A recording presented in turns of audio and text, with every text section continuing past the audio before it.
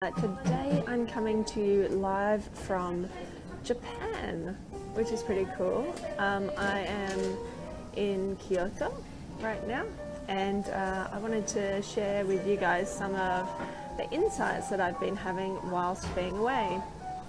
Some of them are on mindset and some of them are on business, and I have I've been just really enjoying seeing things differently. So I know we've got quite a few people on that are in business, and as practitioners we have a tendency towards burnout, and one of the big things that I don't want for our profession is the level of burnout that I experienced personally and that I've seen other practitioners experience as well. So one of my biggest ways to take the break that I need away from my business is by going away on holidays, going away and traveling. And so say hi when you join on, by the way. I'm looking forward to talking to you all. So I love going away and traveling. Traveling changes my worldview and my perspective, and I can see the world with new eyes. The cool thing that happened to me on the way to traveling is that I had a little bit of realization about what happens for customers when they expect certain things, and setting up an expectation and taking customers through a series of places where they have a touch point. So in an airport you have about 8 different touch points. You know, you've got the gate where you put your ticket in and you get your boarding pass, and you've got the security, and then you've got passports and quarantine, and then you're on airside, and there's a whole bunch of different things that happen on airside as well. And when I travel, I love to see the things that other countries do really well and see how I can apply it into my business. So one of the things that happens at an airport is they know how to set up expectations for people for the next touch point. And inside your practices and inside your clinics, where is the next touch point that you could set up for your clients? Where could you set up an expectation of what comes next? Maybe it's an automated email, maybe it is sending them a little gift, maybe it is creating a nice space and a nice feel by having nice warm tea ready for them. But what's the next step for them, and what can they expect? So I experienced the same thing today.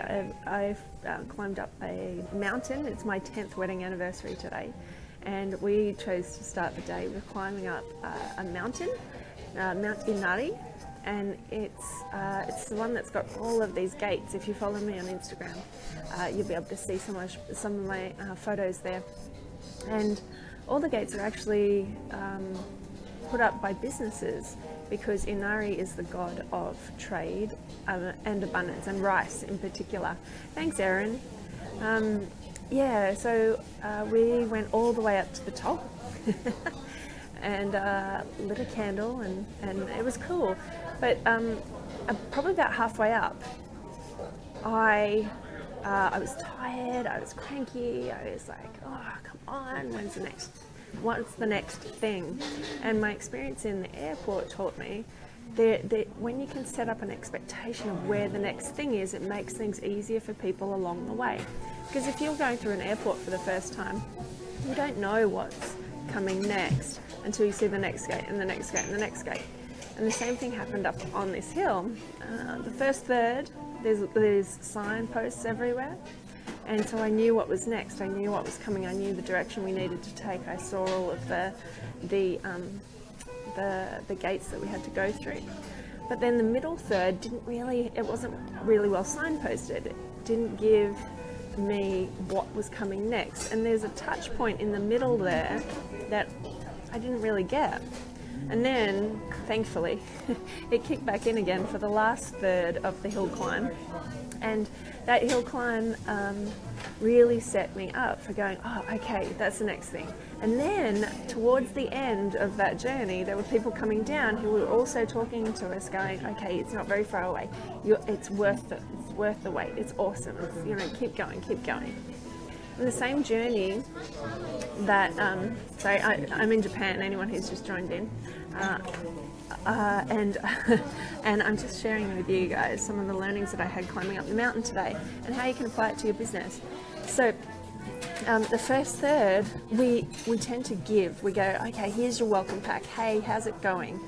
Hey, look, these are the things that you need to know about, and here's the cool stuff, and this is what we're going to do, and I'm so excited to help you.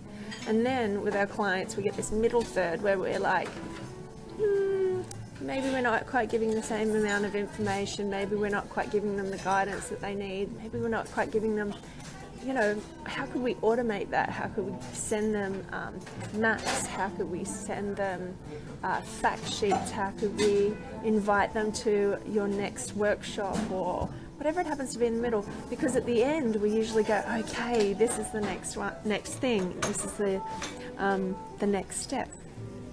So, anyway, I got to the top of Mount Inari, and it was super exciting because I got to see the highest point that we've been in here in Japan, and I got to really experience that.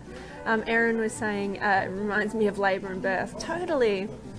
A lot of journeys, particularly our clients' journey, has that kind of part in it, right? Joseph Campbell talks about it in the hero's journey. There's that first bit where you're like, I have no idea what's to come next, and then you're shown what's going to come next. And then my food's just arrived, and my husband's eating my lunch. So yeah, that's mine. Everyone, here we go. Isn't that amazing?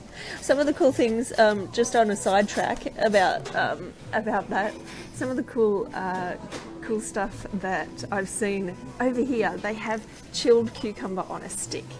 So one of their summer things is iced cucumber, like it's a frozen cucumber on a stick, and you just eat it like we would eat at home, like an icy pole. It's so interesting. Okay, so yes, back to the story, Erin. Yes, every journey is like that you're going to have a bit at the beginning where you're not going to know what to do, and your client's not going to know what to do either, and they need to know what to expect. They also need to know the end. I wanted to know what it was going to look like up the top because I could have given up in the middle, but instead I kept walking all the way up to the top. When I got up there, because I had seen some of the pictures along the way, I was like, oh, okay, this is what to expect. And we're going to set it up for them because in the middle of their journey, they're going to get to that labour pains part of it too, Erin. They're going to get to the bit where they just go, stuff this, I'm going home.